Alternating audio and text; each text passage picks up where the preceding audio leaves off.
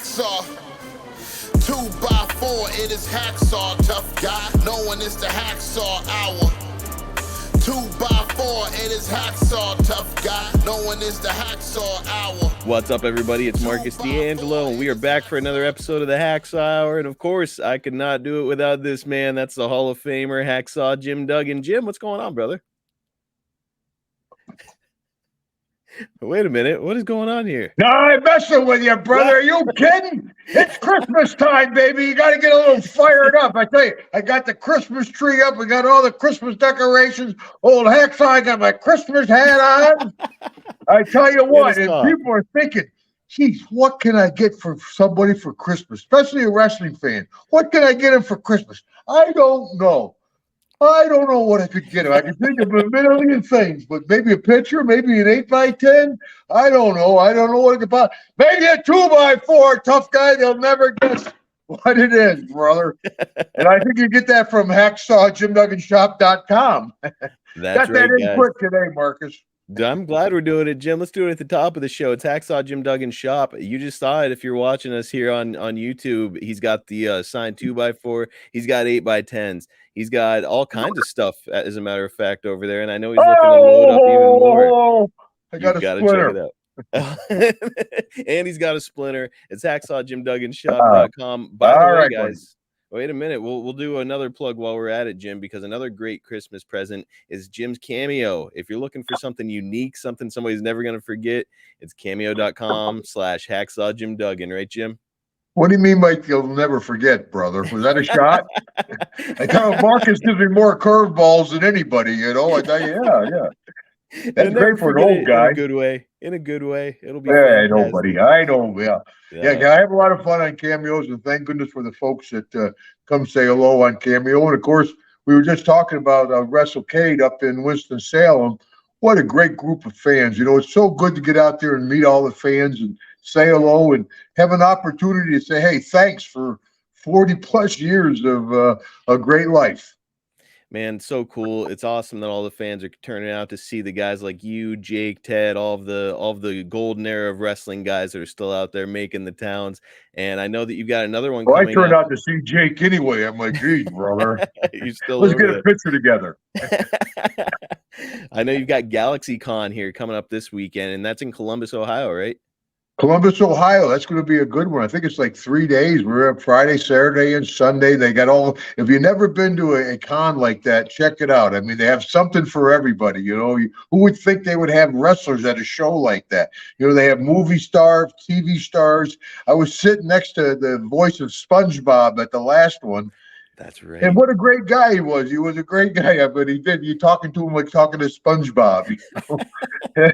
But I have a lot of fun. And you see like movie quality costumes and then a kid with a box on his head, you know. But everybody's having a good time. It makes no difference. Something. And, you know, I went to one, I'm like, Henry Winkler. He's like Hacksaw Duggan. I was like, ooh. All right, the Fonz. Hey.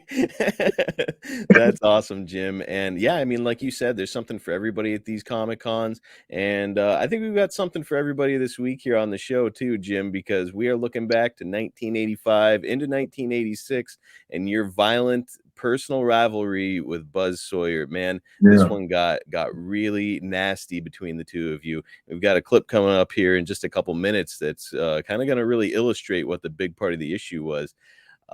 So Jim, I have to ask first before we get into it, you know, recently on Dark Side of the Ring, it was discussed about Magnum TA and how he broke into professional wrestling. And part of him breaking in was he was supposed to be trained by Buzz Sawyer. He gave Buzz Sawyer the money, and then Buzz Sawyer disappeared. And apparently that is a thing that happened with Buzz on numerous occasions, including with a guy that went on to become one of the biggest stars in the industry, The Undertaker. Did you ever hear about this reputation for Buzz? Yeah, Buzz had a bad reputation. Him, and he was a buddy with Matt Bourne. Imagine that, right? Yeah. Buzz and I, we did not get along. With a few guys in the business I didn't get along with. Pretty much our matches were pretty much a shoot. The finish was a work. Everything else was pretty live. We didn't get along, but we had some good matches because they were believable matches. They were pretty live. And Buzz was a tough man. You got to give Buzz his credit. He wasn't the biggest guy in the world, but he was a tough bulldog type of guy, man. I've heard he But I was would like have kicked his ass either way. and you did on a few occasions. We've actually got a clip of a match coming up later on here that's considered one of the best dog collar matches ever, among the best ever. And it's Yeah, that between you was and I enjoy that one too. One, because most of my matches I can't stand watching because I'm like, oh my god. Oh, well, but that dog collar, I'd say that was a good dog collar. It really was. man, this one is something. It's brutal, it's violent, and speaking of violent, you would bring Deborah out here in November of 1985, and you'd have some choice words for Dick Slater and Dark Journey, and then a brawler ups, and I can let the video kind of speak for itself on this one. Well, yeah, here comes Deborah on As a cue, matter of right on fact, here's- cue. My here's wife, Deborah. Deborah, everybody. Say hello, everybody. Deborah, let's have a Deborah look at travels this. with me a lot, as everyone knows, so takes So, good care of me. you know what? Before we actually do get into it, let me ask you two. At this point, you were just boyfriend and girlfriend in 1985, correct? Yes. Just Just started dating. Yeah. This was actually quite a surprise for her. And how long had the two of you? Wait, you had just started dating at this point? maybe a She year. would be. I know exactly the date, brother. Sorry, Jim. Thanks, getting you Marcus. heat. James, thanks, brother. And with I that, we tell will you, check you out, get a lot of shots in on me on this show. with that, we will check out the video so I can save you a little bit. Let's go. He and Dick Slater are tooth and nail. Here comes Mad Dog Buzz Sawyer. Watch out, Jimbo. Watch out from behind. The Mad Dog's attacking him. The Mad Well, Dog. get in there, But Deborah. There you go. Jim's girlfriend. Oh, my gosh. yeah. Oh my gosh. I don't think Sawyer even realized. Oh, Sawyer. mercy. Sawyer, did he just drop that elbow on her? That was Was that an enough. accident? He Was put that her an out. accident? He put her out. She is devastated. She is devastated. Well, no, honey. It's both of them. I didn't Watch see it, Dick man. Slater. I was working, right? And we never saw the replays My back God, in he the day. football kicked him. He football kicked Jim Duggan right in the face. Duggan's head split wide open. The referee's been thrown out on the floor. This thing is out of control. Grizzly Smith needs to get some referees down here. Wow. Take it easy, Jim. Jim Duggan's girl has not moved. Oh, Jim's got color. She has not moved. Jim Duggan is being annihilated by these two animals. We've got to get some help down here.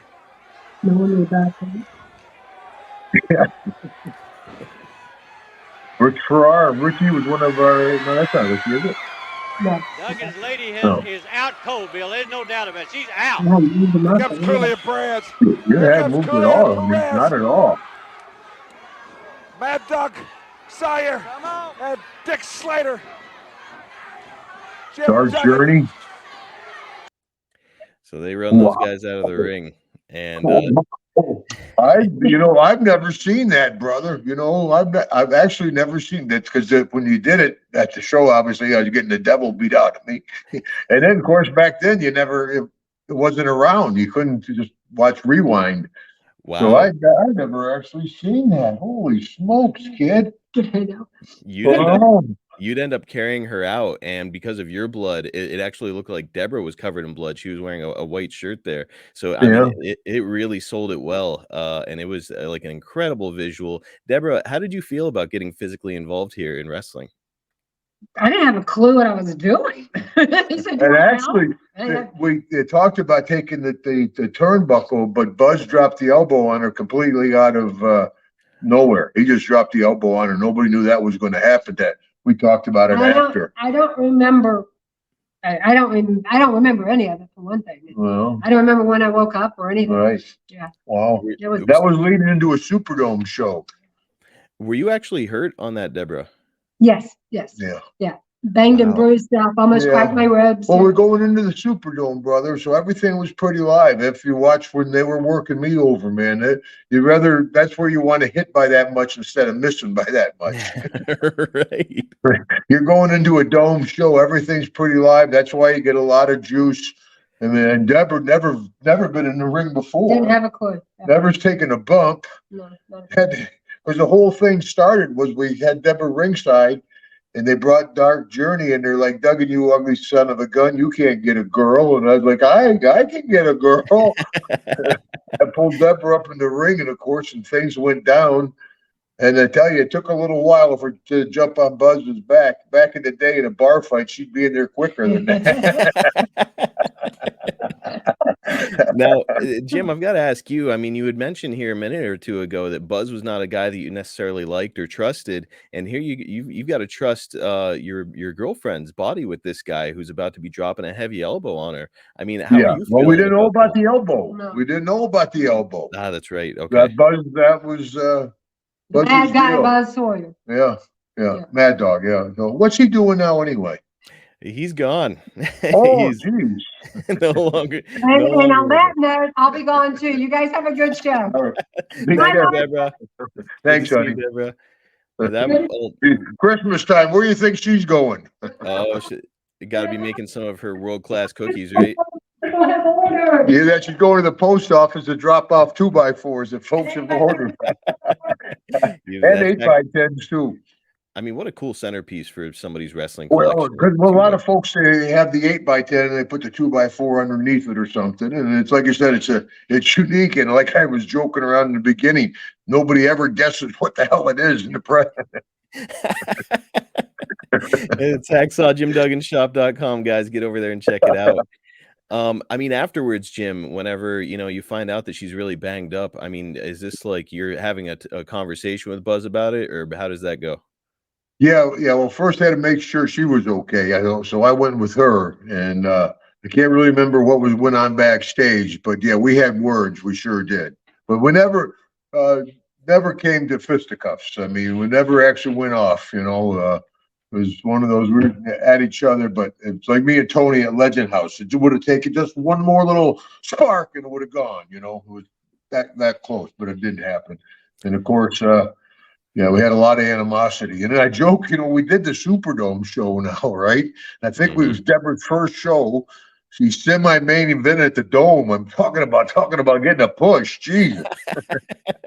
Yeah, geez. Not quite how you started out your career. We got a mixed tag at the Dome, right? So now, man, we get out there, we're battling away, me and Buzz and Slater. We're beating the hell out of each other. Like I said, it's the Dome. Everything's pretty live. We just try not to hit in the X ring. We tag the girls in. Deborah comes in. Dark Journey rolls in, grabs Deborah's shirt. It was a boom. The place goes, ah! That'll get a pop. Yeah, we've been kicking our butts like, yay, yay, yay. And stole the show. Come on. Hard to compete with that. Hard to follow. Yeah, well, there were two good reasons not to. I think. Well, you mentioned it. The other guy there, of course, is Dick Slater, and I've Dirty Dick Slater. I've heard quite a few things about him over the years. And he got that nickname, don't you know? Oh, geez, you really got a story. Go ahead. No, I don't. Yeah. And Dick Murdoch. I love Dick Murdoch too. Oh man, those guys were a hell of a But pair. Slater, he's the one that had that big fight with Sting in Baton Rouge at the Centraplex and worked Sting over a little bit. Yeah, that was well known. That's what I was just going to ask you about. And guys like Sting and Ultimate Warrior, especially those muscle guys, they can push around a lot of weights. Weights don't fight back. Yeah, rumor has it that while Slater was actually dunking Sting's head in a toilet, that Murdoch was holding back Warrior. And Murdoch does not look like physically you'd say like, oh, Warrior Warrior could Murdoch get right could past go. Yeah, Murdoch could go, and he liked them. Yeah, he's one of those guys you couldn't hurt. He'd be in a bar and he'd be boom, boom, boom. Oh, pretty good punches, buddy. But Oh, jeez. Yeah, that is not a man to piss with. You hurt me. Yikes. All right. Well, sounds like Warrior and Sting found out the hard way. And look, it's this Which is this too moment. bad. You hate to see guys go at it, but surprisingly, there's not more action backstage, brother, because you got a very competitive business. Everybody's trying to get on top. You're on the road all the time. You're traveling. You don't have a whole lot of sleep. You're hurt. You're away from your family. A lot of guys are on edge. Surprisingly, there's not more of dust ups in the backstage than there is. Yeah, it's like a bunch of alpha males back there, a bunch of guys who think that they are the toughest Yeah. guy in the room. So yeah, really, it's Shit, shocking that that doesn't deal happen with more. CM Punk. That was another day at the office back in the day. You're like, holy shit. Well, you mentioned Can I take a shower? No, you got to wait a couple of minutes. The guys are figuring out a few things. That was the deal. You know, that was before Wrestler's Court and all that Yeah. deal. Wrestler's Court. Hey, can I talk to you in the shower? If you came up to a guy and said, "Hey, can I talk to you in the shower?" You both knew, okay, we're gonna throw down. We're gonna go, man. How many guys do you think you had to say that to over the years, Jim? Oh, none. Not too many. The few times I've actually had trouble was with Matt Bourne. And of all people, a good friend of mine, I had trouble with Coco Beware. Wow. Yeah, no kidding. Yeah, we were on a bus and we were arguing back and forth. And anyway, he got up and he's coming up behind me. We're talking shit back and forth, you know, and he's getting closer behind me. And Dog was sitting across from me, JY. And he goes, Doug, and he's got a bottle. So I'm, oh, everybody's drunk as can be back in the day, you know. He's got a bottle, so you know, I said, "Oh, okay." Did he sit down? So I got the 2x4 and I pull it over next to me. I can feel Coco get up behind me. I jump up. I got my 2x4. I'm towering over Coco. We just came off a chartered flight, right? I'm towering over Coco with my 2x4. I look at him. He's got a mini bottle in his hand. I don't know if that's going to do it. Yeah, I threw my board down. I rammed him into the side of the bus a couple times, and that was it. We didn't go. But yeah, everybody's a handful back then. You got to understand, the guys. It's a tough group of men back there. You know, maybe once in a while there's I can't think of a walk in the park backstage. Everybody's pretty snug. Back in the day, it seemed like a bunch of like murderers row of just legitimate gosh, tough dude, guys. I think I was sitting there, and I think I was sitting next to Beefcake. We were looking around the dressing room, man, and there's like from King Kong Bundy to one of the little midgets to Andre the Giant. And I'm like, geez, Beefcake goes, Dougie, what a collection of characters. I said, they're looking over at us going, look at the collection of characters over there. Well, it was a group. over the years, Jim, you came to be known for your really kind of over the top, fun, silly sort of promos. But the next clip that we've got here is a great promo that was for the next TV taping after this attack on Deborah. It's kind of a new look at Hacksaw. Let's jump in. Hours after the incident, Hacksaw Jim Duggan made some comments. Here they are. No, friends, I'm okay. I've been split open before and I've been beat up before.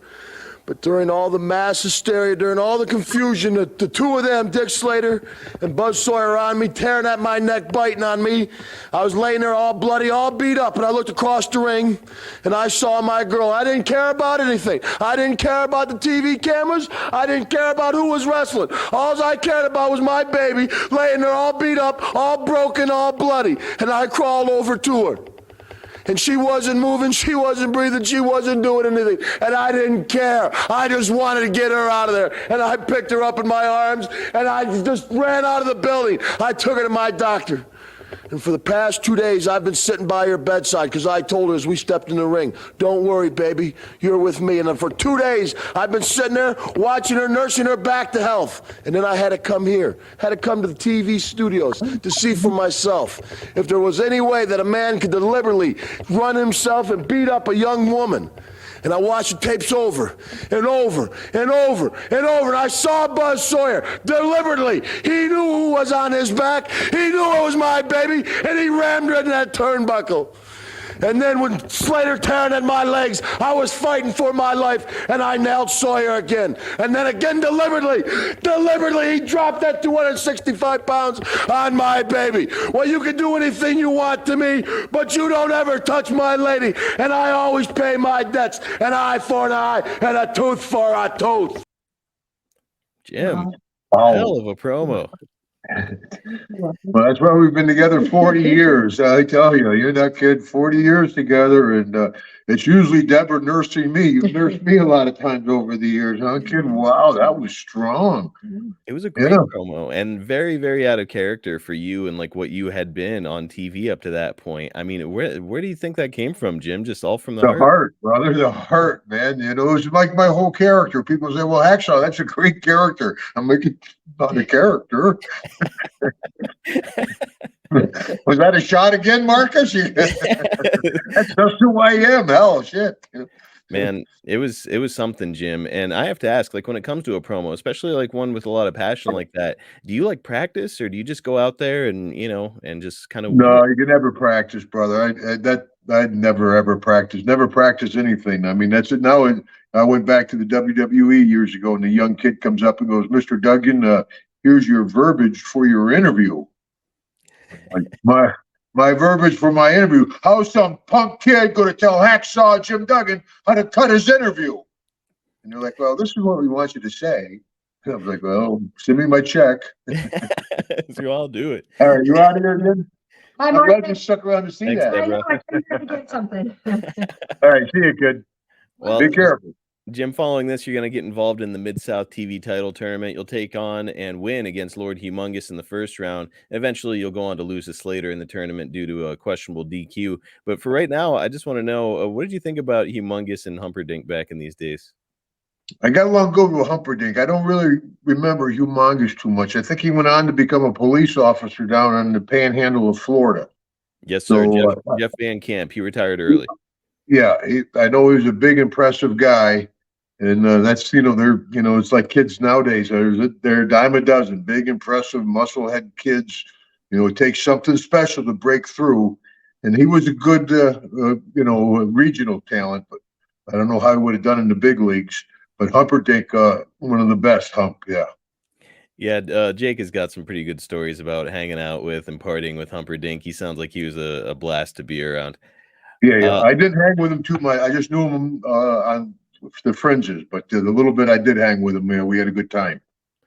Well, let's get to one of the big highlights of this rivalry. It's a match that's viewed as one of the best, as I said, one of the best dog collar matches of all time. We have the final minutes of it as our next clip, so let's jump in. Well, he's still Duggan's. Sawyer is caught. He's wrapped up in the ropes. He's hanging on to the rope to try to avoid being pulled in, over, under, or through the ropes. The referee trying to get him into the ring, and it's the Volga Boatman song here, I'll tell you. Man is in trouble. That is a man who has a chain around that is dragging him against that steel cable in the ropes.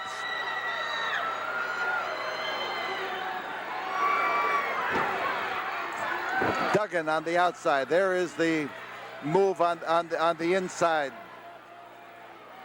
And Duggan doesn't take a backward step. He's got his opponent out on the floor, and as he goes through the ropes, he just follows him along and decides that he's not going to let him go any further. Sawyer's having trouble. Sawyer's being whooped. He's being battered. Let's put it that way.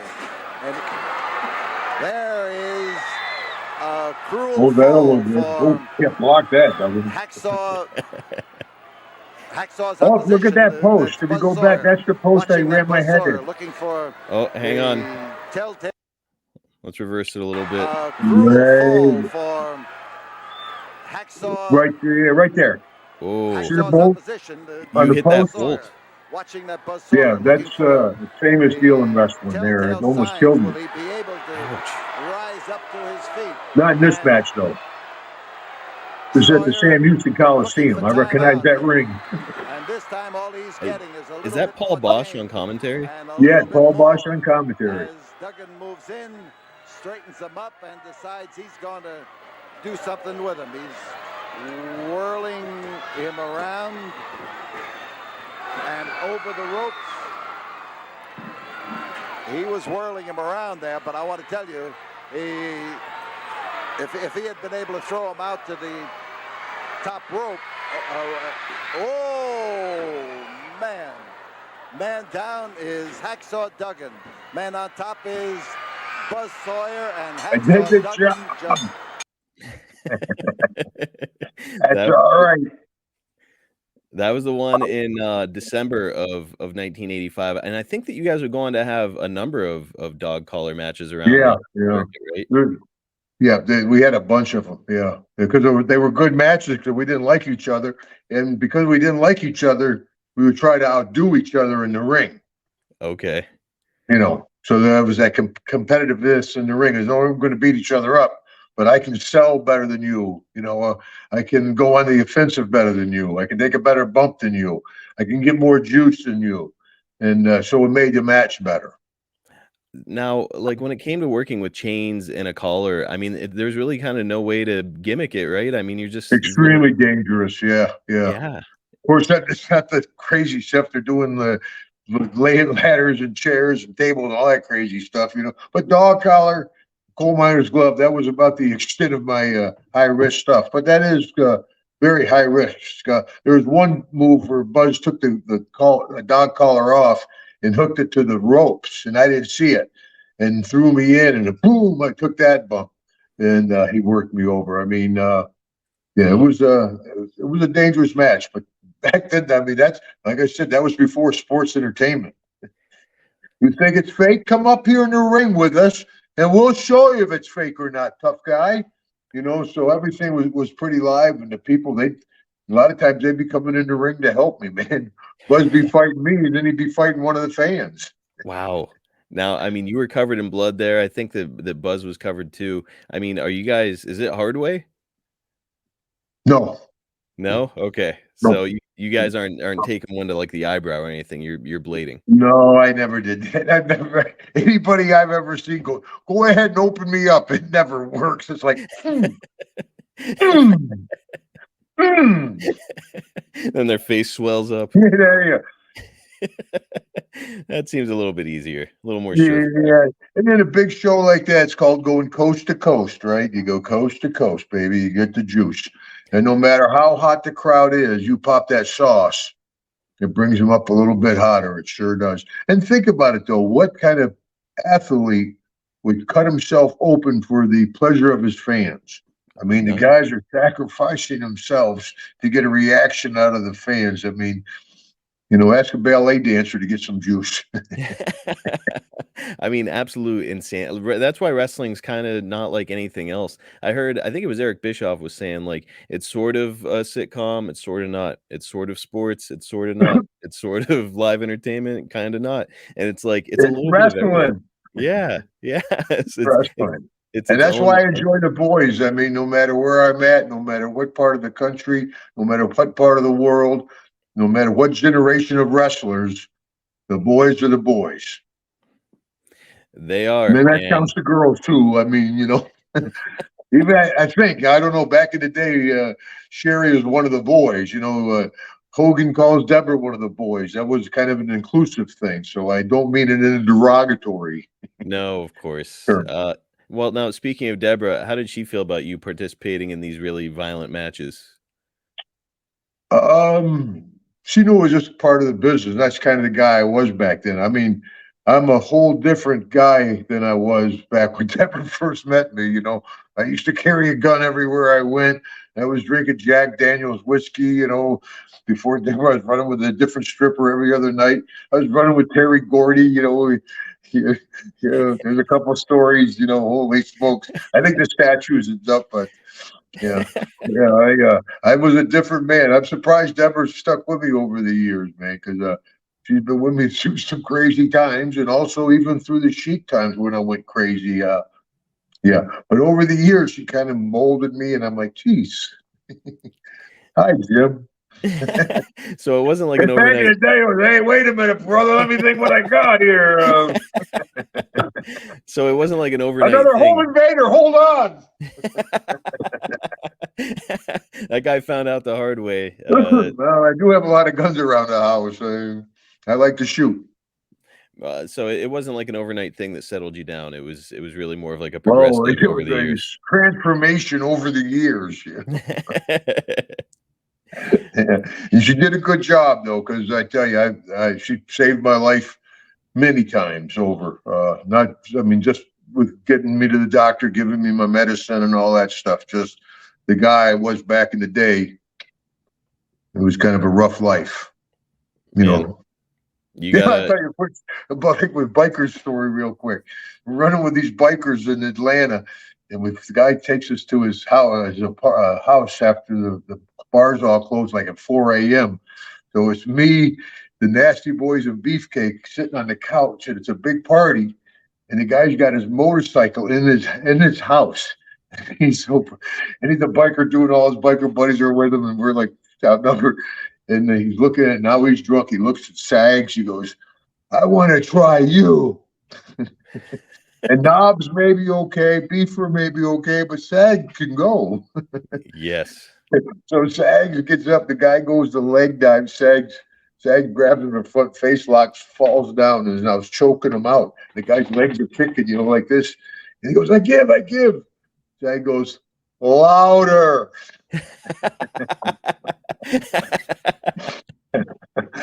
Just to give you an idea of kind of the people we were running with back in the day. It was a rough group. I've heard that Sags is not a man to piss with. There are just countless stories on him and some of the physicality he'd have, even with some of the boys who, as we said, are tough guys themselves. So. Yeah, Scott Hall, right? Yeah, Scott got it bad. I think he had some teeth knocked out or something. Yeah, well, that whole deal was there was a 6-man tag, and they were like, Sags was hurt. I think Kevin Sullivan Arn Anderson was the agent. And they said 6-man tag. Sags, he's hurt. He went to the doctor. He didn't get his release yet. He was saying, let Sags just work the ring. Everybody else have the match. Sags, you just work the ring. So during the match, Scott's a little buzzed, as usual, a little too much buzzed. He gets the folding chair, boom, he hits Knobs, boom, he hits somebody else. He sees Sags over there, boom, he hits Sags. They switch on, Sags rolls it, tooth goes flying off. Knocks him out of the ring, man. I mean, worked him over pretty good now. So we all come back to the dressing room. There's a big schmoz at the dressing room, but nothing happens, Now we're all back at the hotel. It's Boss Man, myself, Knobsy, and Sags. And Boss Man's like, man, are you screwed? He just beat up the new fair-haired boy of the company. They just paid Scott Hall a bucket load of money to come in. Yep. First weekend, he gets beat up, So they figure they're going to can Sagsy. He was having some pain. He went to the hospital. They put him in a neck brace. He ended up suing the company and was off for many, many years. I don't think he wrestled again after that. Wow. Yeah, he sued the company, he sued Scott Hall. I think he sued everybody. Now, we'll probably talk about Scott Hall here and there every so often, but you've got me I curious. didn't really know Scott too well. Yeah, Scott, Sean, Diesel. I don't run with those guys, though. I'm not one of the clicky guys. It's the finger kiss. I'm like, what the hell is a finger kiss? You got to be kidding me. Finger kiss. Not quite how they did things in Mid-South with the finger kiss. You're going to use a finger, use a thumb, tough guy. Knock it off, Marcus. Well, if I remember right, the story goes that Kevin Nash came backstage after that incident and threatened people, and it was going to turn into a big situation. Is that how it went?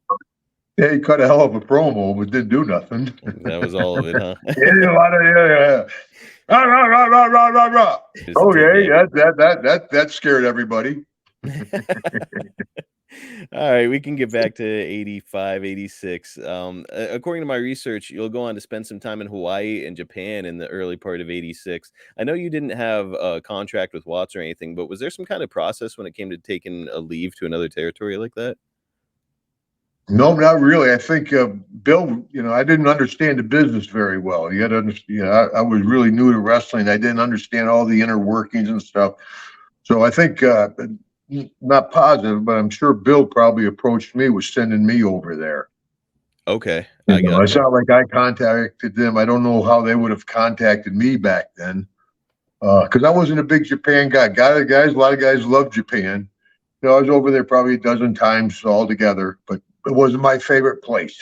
You're back in action with Sawyer. You guys will do a tape fist match, and on March 15th, he'll come out after you have a match with Rick Davidson and challenge you to an impromptu match, which you're going to win. Afterwards, though, it's what you were just talking about. He's going to chain you to the ropes and whip and choke you with the chain. Oh, I gave it away. That's all right. We can have spoilers. If after whatever 37 years, I think we can do spoilers. But actually, DiBiase and Steve Williams are going to come out and make the save for you. You can't gimmick getting whipped with a chain. So these are just real shots you're taking with a heavy chain. You sound like a brother. You sound like you're new to the business. So does it hurt? No, shit. Getting hit with a chain day at the office. What the hell? Oh, I like sore it was live.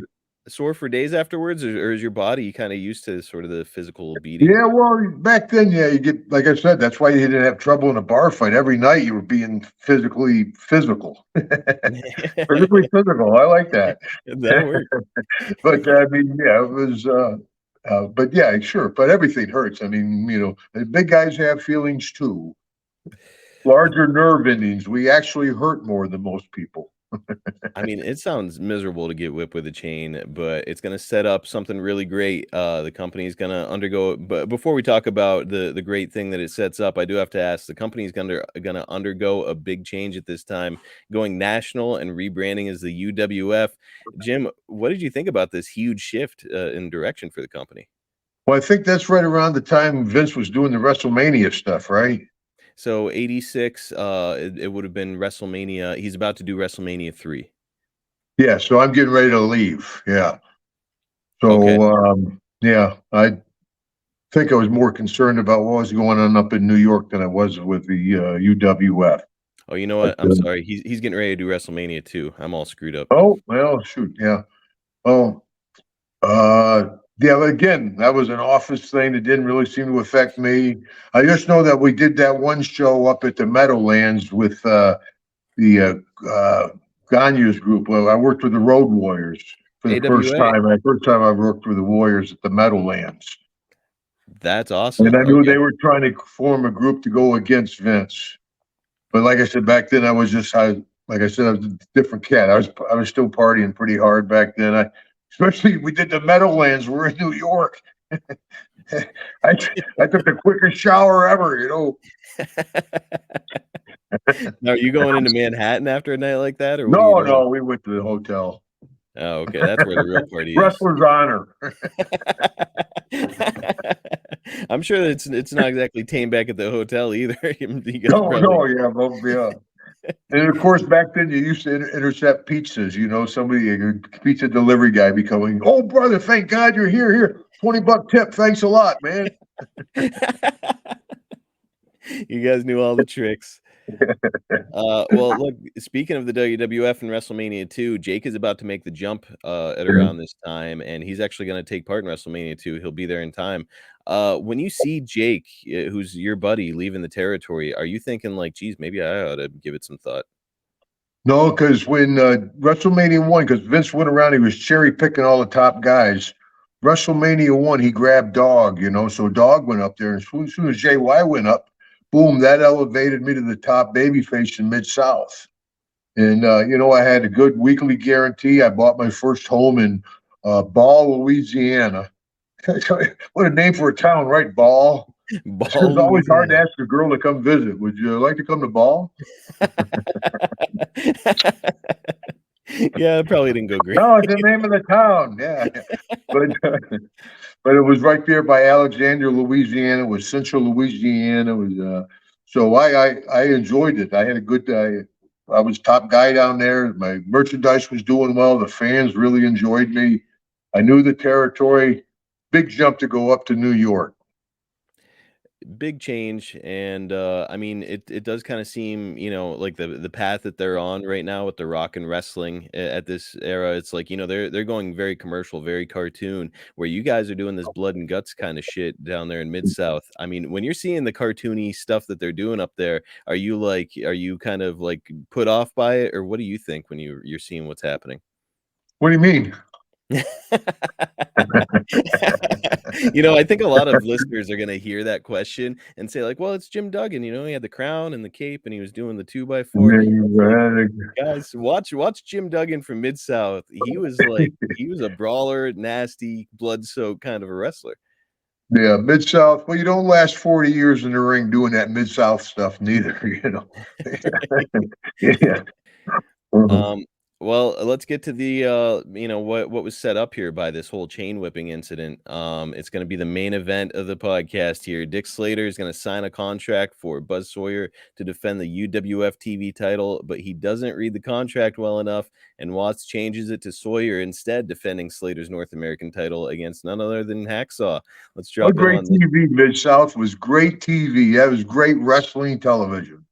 It certainly was. And man, the reaction that you get in this one is absolutely off the chain. Let's have a look.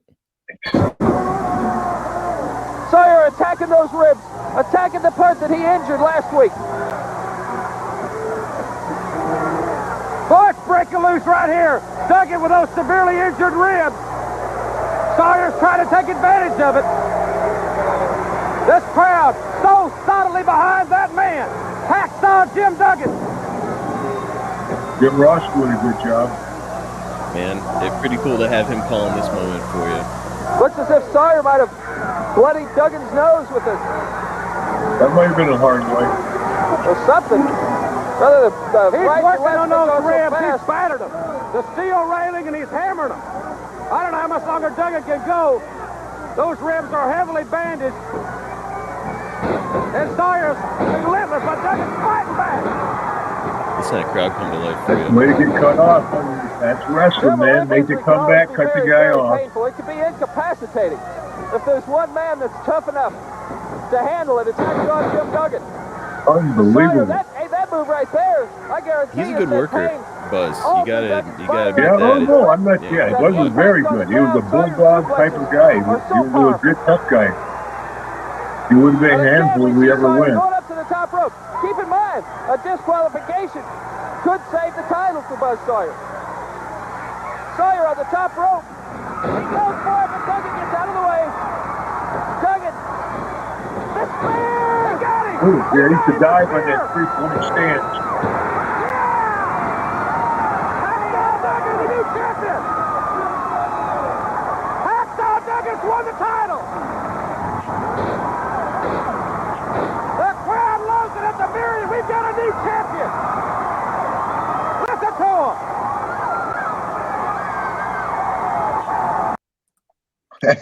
How about that, Jim?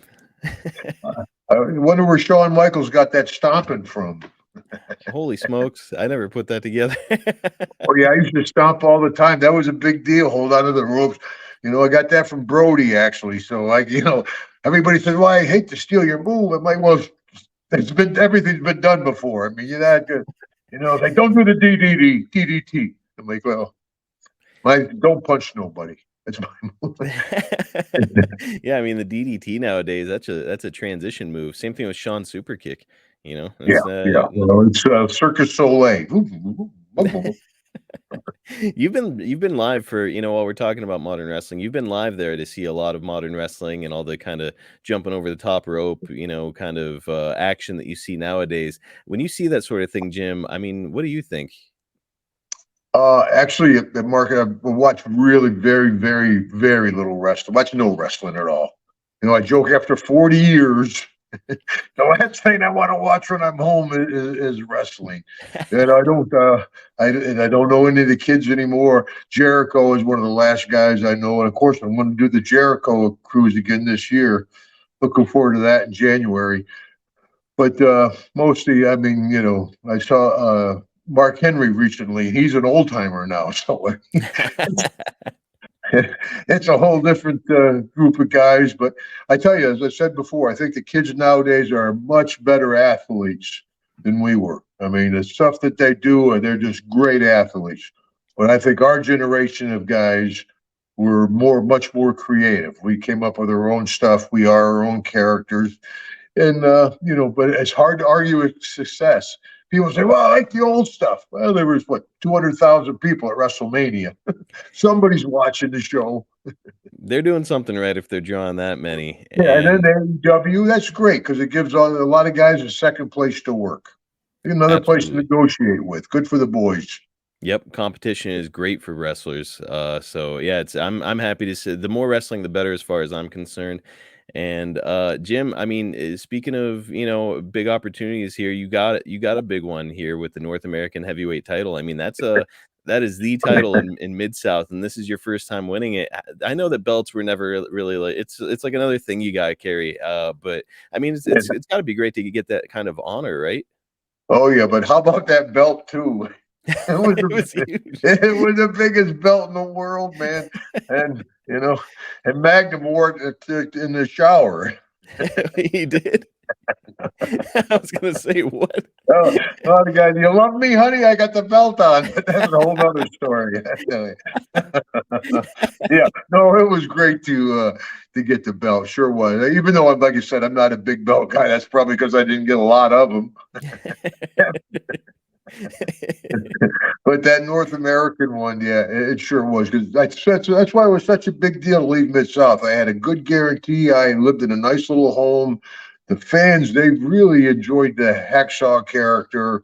To go up to New York, to jump out of that little convenient, comfortable pond that I was in, to jump into the big New York, whether you make it there, you make it anywhere, to make that jump up to New York. That was a big decision, and there was a little pucker factor going on there too. I can't imagine, man. I mean, yeah, like you said, this has been essentially the bulk of your career in Mid South. So I mean, when you're gonna take off for New York the next year, it's got to be very, very uncomfortable. Yeah, and I called Vince. I don't know. A lot of people say, "Oh, Vince called me." Guys, I called. I'll tell. Hey, I called Vince. Vince said, "Give your notice to Bill Watts, work your period out, and then come on up," which I did. Well, it's crazy the amount of success that you'd have here in Mid South, and I mean the North American title. I know that Ted. I think that Ted has actually got a replica copy of that North American title. Which tells you the He's kind probably still wearing it. in the shower. Or But some other places. Not Ted though. Holy smokes! I mean, it is a really, really highly regarded title, and as a matter of fact, you are going to be the last guy to ever hold that championship belt because that's going to be dropped in favor of the UWF Heavyweight Championship, which they're going to do a tournament for. So, did you know that you're the last ever I North did American not know title that. champion? Wow, man. So I probably the only undefeated UWF champion in the history of the Shig company. And I think I'm also the only undefeated WCW television champion. How about that? Now Yeah, I that's don't. pretty weird, isn't it? That both they retired both belts after I got them. That is actually a really That, wild stat. I didn't think about the TV title as well. Now I know that yeah. you ended up taking the TV title home. Any chance you took home the North American title? No, but I'm like DiBiase. I do have a replica. Put it on, honey. She wears it though.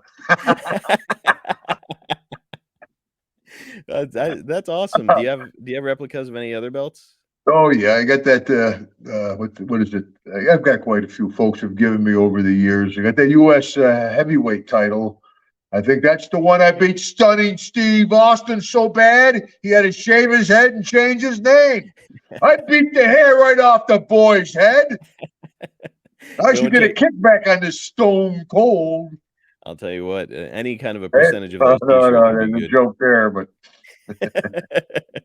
Well, and by the way, folks, we covered that in the first episode of the Hacksaw Hour. So if you missed it, go and check it out. And this is going to be the end of our episode here. Man, it was really fun to look back at your feud here with Mad Dog Buzz Sawyer. That's a matter of opinion. It brought back a lot. I'm like, holy shit! But what a great interview. And what a good job Deborah did. Wow. I can see why we did good business at the Superdome. And I can see why she always pushes for the big payoff. Her first show is the Dome. She is one of the boys. She's pushing for big payoff. She gets it. Well, she hit the lottery. With you, of course. Of course. Don't try to butter me up now after all those shots, Marcus. Oh, I gave you some mean ones over the course of this. Yeah, I've got feelings too, especially over the holidays. Well, I appreciate you spending some time with us, Jim. And Real quick, Marcus, I got to put over the SMU Mustangs. They're in the top 25 for the first time in a long time, man. And way to go, Mustangs. They don't watch the NFL with them doing that kneeling stuff. Except when somebody's hurt, everybody's on a knee then, That's right. Your alma mater. They're doing pretty well, aren't they? Mustangs are doing good. Yeah, the top 25 in a long time. But yeah, me, Gene Okerlund used to say, we're going to talk to Hacksaw Duggan, who took a cut and pay to leave SMU and go to the Atlanta Falcons. But anyway, Marcus. Well, Jim, again, appreciate your time, especially following, the big holiday. I know you've got some family there. And again, folks, if you're looking to get a great holiday gift, you've got to check out hacksawjimdugganshop.com or try out Cameo, cameo.com/Hacksaw Jim Duggan. He just showed that 2x4 there. What an awesome, unique gift to add to your collection. So go and check it out. Ooh, it's careful. and we'll be back in 2 weeks to do one more Hacksaw mailbag before the end of the year. So I'll look forward to talking to you again, brother. All right, Marcus, but let's do one together on the way out. Here we go. All right. 1, 2, 3. Ho! Ho, ho, ho.